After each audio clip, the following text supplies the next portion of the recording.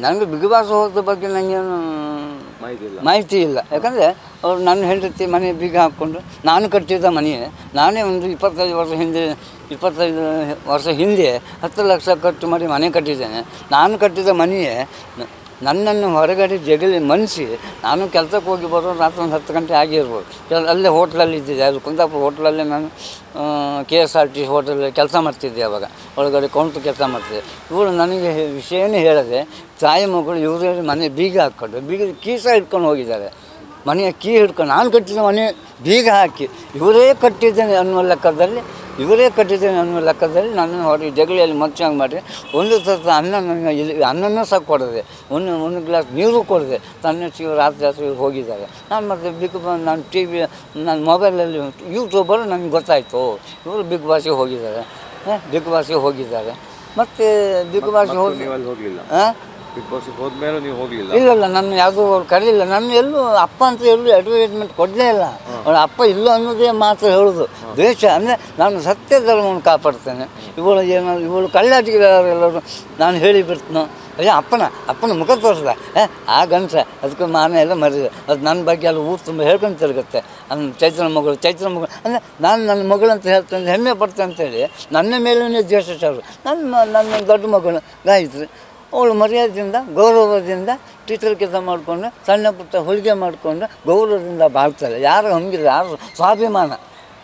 ನಮ್ಮ ಮದುವೆ ಅಂದರೆ ಮದುವೆ ಅಂತ ಹೋಗೋದು ಮಾರು.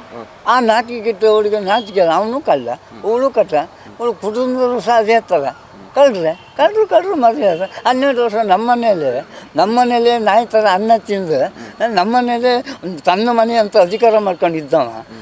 ಇವಳು ಸಹ ಅವನು ಒಳಗಡೆ ಕಟ್ಸೋದು, ತಾಯಿ ಅತ್ತೇನು ನನ್ನ ಹೆಂಡತಿನಾಗೆ ಅವನಿಗೇನು ಅನ್ನ ಹಾಕೋದೇನು, ಅವನಿಗೇನು ಟೀ ಕಾಫಿ ಕೊಡೋದೇನು, ಗಂಡನಿಗೆ ಒಂದು ತುತ್ತು ಅನ್ನ ಹಾಕಿದವಳಲ್ಲ, ಗಂಡನಿಗೆ ಒಂದು ಚಹಾ ಮಾರಿ ಕೊಟ್ಟವಳಲ್ಲ.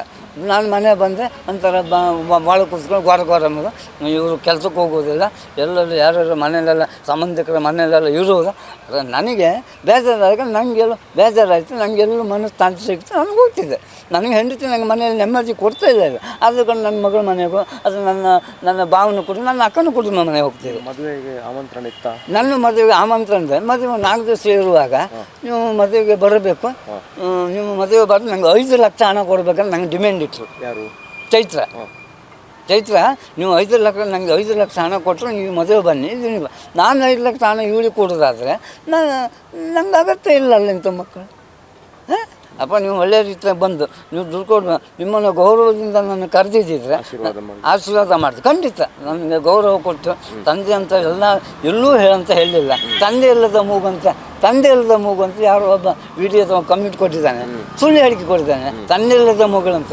ನಾನು ಜೀವಂತದಲ್ಲಿ ಇದ್ದು ಗೌರವದಲ್ಲಿ ಇದ್ದವನು, ನಾನು ತಂದೆ ಇಲ್ಲ ಅಂತ ಕಮೆಂಟ್ ಸುಳ್ಳು ಹೇಳಿಕೆ ಕೊಟ್ಟಿದ್ದನಲ್ಲ, ಅದು ತಪ್ಪು ಹೇಳಿಕೆ ಕೊಡಬೇಡಿ ಅಂತ ಹೇಳ್ತೇನೆ. ಈಗ ಬಂದರೆ ಆಶೀರ್ವಾದ ಖಂಡಿತ ನಾನು ಅವಳಿಗೆ ಕ್ಷಮೆ ಕೊಡೋದಿಲ್ಲ.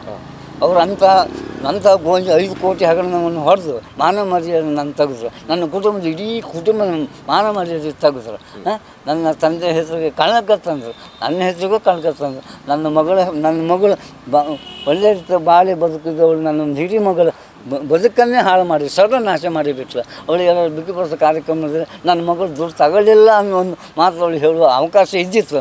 ಇನ್ನು ಅಕ್ಕ ಎಲ್ಲರೂ ಬಂದು ಅಕ್ಕನಿಗೆ ನಾನು ಎಲ್ಲರೂ ಸಪೋರ್ಟ್ ಮಾಡಿದೆ ಅಂತ ಅವಳ ಹೆಸರೇ ಮೇಲೆ ಬರುತ್ತಲ್ಲ, ಅವಳ ಮೇಲೆ ಬಂದರೆ ಇವಳಿಗೆ ಮೇಲೆ ಬರೋದಕ್ಕೆ ತೊಂದರೆ ಆಗ್ತದಲ್ಲ. ಇವಳಿಗೆ ಶಿಫಾರಸೆ ಬೇಕು. ಮತ್ತು ಎಲ್ಲರಿಗೂ ಕೋಟಿ ಯಾರ ಹತ್ರ ಕೋಟಿ ಹಣ ಉಂಟು, ಯಾರ ಹತ್ರ 1 ಲಕ್ಷ ಹಣ ಇರಲಿ. ಮತ್ತು ಅವ್ನು ಮೀನು ಉಡುಪಿಯಲ್ಲಿ ಒಬ್ಬ ಮೀನು ಮಾರುವವನಿಗೆ 5 ಲಕ್ಷ ರೂಪಾಯಿ ವಂಚನೆ ಮಾಡಿದ್ದಾರೆ. ಪಾಪ ಅವನೇನು ಒಂದು ಮೀನು ಮಾಡ್ಕೊಂಡು ಜೀವನ ಮಾಡ್ತಿದ್ದೆ.